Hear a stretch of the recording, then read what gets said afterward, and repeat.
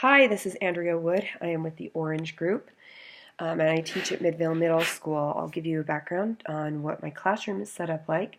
The desks are set up to work in partners, and when the front row turns around to the second row, they create forms of teams or quads.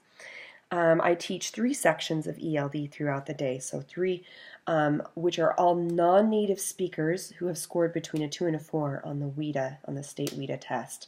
These students are decimal points away from being integrated into the traditional ELA track, meaning that they would be able to be in a normal English class after they pass the WIDA, which would be in a couple of months here with the additional help of reading. I have students who mostly speak Spanish in my classes, but I do have several Portuguese, a handful of South African dialects, as well as Pacific Islanders, and even several Arabic even. One from the native language, and a Nepali student. So I have obviously a large melting pot of different students. The dynamic that happens within many of my classes is the students who are Hispanic speaking are very tight-knit as they have progressed through the system together, and many of them feed off of one another's behavioral behavioral habits and expectations. Now these students are not up to par with what the school wishes for them to be in citizenship. And that being said, that means that we have to have extra administrative help, which consists of 3 different vice principals, 1 for each grade, 2 school translators on site at all times, and parent-school relationship specialist, a school psychologist, and other various extra office and counselor help. In order to just be able to handle these students who have large behavioral problems, in order to give you a scope of what that looks like, Midvale is the lowest performing school in the district, and among the school based on our literacy and our math skills, we are in the bottom 5% of the state as well.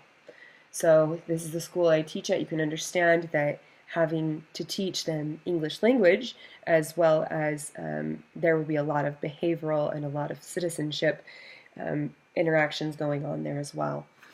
So for my first concrete example, I would like to talk to you about how we introduce in our groups, how I introduce a word to them often and then have them provide either a synonym or another word for it, or definition, or provide it in a sentence. The first word that I gave a group was the word addiction, of which they were to provide a definition of addiction.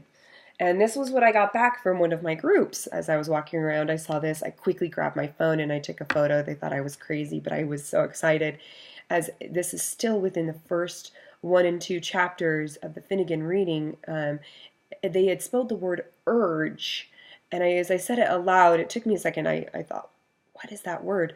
Urge.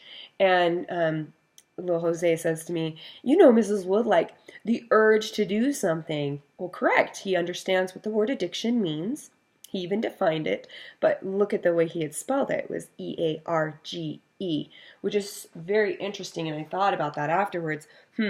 I took his paper and I wrote underneath it U-R-G-E, and the whole class went, oh, okay. And I said, yeah, but you're very smart for spelling it like this.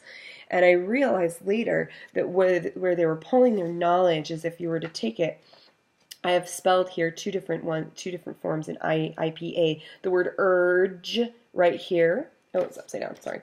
Urge, and then the word learn. Now, the combination of both that vowel and followed by the consonant very similar, right? Okay? It's easy for them to see, well, they've heard the word learn before. Urge, okay, well, learn is spelled L-E-A-R-N, and obviously urge would be similar and we'd spelled, E-A-R-G, and then they put an E at the end because they're familiar that sometimes when you have a G, you have an E at the end. I thought, wow, that was a lot of thinking right there. They didn't even realize they were doing. I was very impressed. This brings me to my example here of this example is a misunderstanding of sounds and spellings in differentiation, right? In chapter 3, we see this wonderful diagram, which points all more perfectly why. We have C, and then there's multiple reasons as to why the kids would get this wrong, because look how many different ways you can spell the word C, however it's said the same. So here is my next example, number 2. My concrete example here is the students are asked to write the definition of a word, a sentence, and find the synonym. Now, in this case, they are to say the word equality in a sentence. I have the first team, we're playing a game, and the first team comes up to the board, and a representative must say the word in a sentence, correct? So the student comes up and she says, okay, the phone has a good equality, which is one, singular. The phone has a good equality, okay, singular, has. Okay, that's not right there. The phone has a good equality, which is a singular determiner, a. All right, so maybe something more like the phone has a good speaker, which is a singular item, makes more sense and would be more correct. But we're talking about equality here. So what has equality? And I asked them, well, what has equality? What normally has equality? People have equality. The people have equality, which actually I hadn't thought about it before, but equality must be a plural idea. People have equality, systems have equality, governments have equality, but not a singular item. So, but more importantly, this brings us to the point that this is what I told her, was that it doesn't really make sense for a phone to have a good equality, because a phone can't have equality. So semantically, it is anomalous, meaning that it does not make sense. And I'd like to refer to the Finnegan where he says the toothbrush is pregnant. It just doesn't make sense, correct? My next student comes up and he says, he's being silly, my makeup is made up of good equality, right? And he's being funny, and the whole class laughs because he's a boy and obviously he shouldn't be wearing makeup.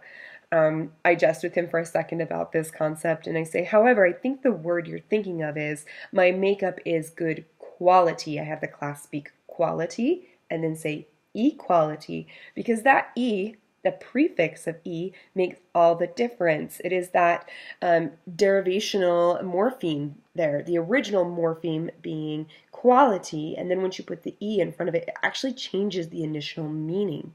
So here we're faced with the fact that quality and equality are completely different ideas, yet that little E makes a huge difference. Finally, I get a student who comes up and she says, Malala was brave enough. She fought for education and equality for women and children.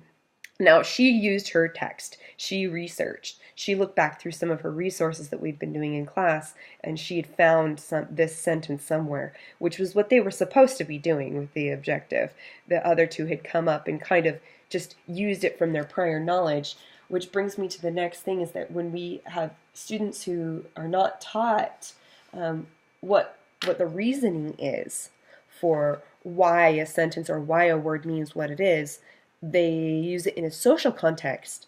And that brings me to my next example, which is I asked the students to provide a synonym, and at this point they understand what a synonym is. It means that it is the same meaning but a different word, correct? Because that's what's given to them in their textbooks. So synonym of benefit or beneficial is their objective. They're to provide a synonym of benefit or beneficial. My first student comes up to me and says, oh, Miss Wood, I know this.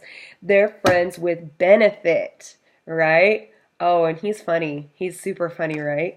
And I look at him and I say, well, one, that is definitely someplace that you've heard. That is a social setting, so we're going to talk about it in its academic setting. So I correct the behavior of whether he's trying to, get a rise out of me. And then I look around. Luckily, only one other boy sniggers, and the rest are looking completely, often like, what is he saying? Thank goodness. Because if they're friends with benefit, well, one, he tries to fit the word benefit into the sentence because that's what I had said, but it's they're friends with benefits. And the social context meaning friends who are not emotionally attached to their sexual or physical relationships or their physical partners. Correct. And I mean, I really would not like to go into this conversation with my students at this point. So I say, let's talk about the academic setting of benefit. Now, the curriculum had given me the synonym of benefit is help or helpful. So I say, okay, The sentence they want me to use is this one right here. Video games benefit teens because they encourage socializing, right? Because we've been talking about how video games are both harmful and helpful. So in this case, they are replacing benefit with helpful. Now, since then, I've learned that from the Finnegan writing, this cannot be correct, because there's maybe only a few circumstances in which this is actually even correct at all. Here's two examples. I put them in sentences for you to show. Jim and Pam are friends with benefits, right? Okay, this is similar to Mustafa's example. It says, my friends benefit from my connections with the Cheesecake Factory. That just goes to show immediately, wow, there's not only within those two sentences, it doesn't make sense, and that's because of the social semantic meaning. Second version would be, if I were to replace these with the word help, how would it read? Jim and Pam are friends with help. Nope. Doesn't make sense. My friends help from my connections with the Cheesecake Factory. So in conclusion, I would like to say that my students are struggling with everything from basic speech and pronunciation and spelling issues to all the way to semantic meaning and social appropriateness of what a word means in a certain context. So this is what I've learned throughout. I didn't think that I would encounter as many on the first fundamental level as I am. However, it is very interesting as I go through how do I challenge the system of does synonymous really mean the exact same? And do I teach that to my students, or do I just go with what the curriculum says and let them develop that knowledge later in their life? So that does pose a huge teaching conundrum, and that's for another day and another time, but that's what I'd like to leave with, that sentiment at the end. Thank you for your time, and this has been a great class. Bye-bye.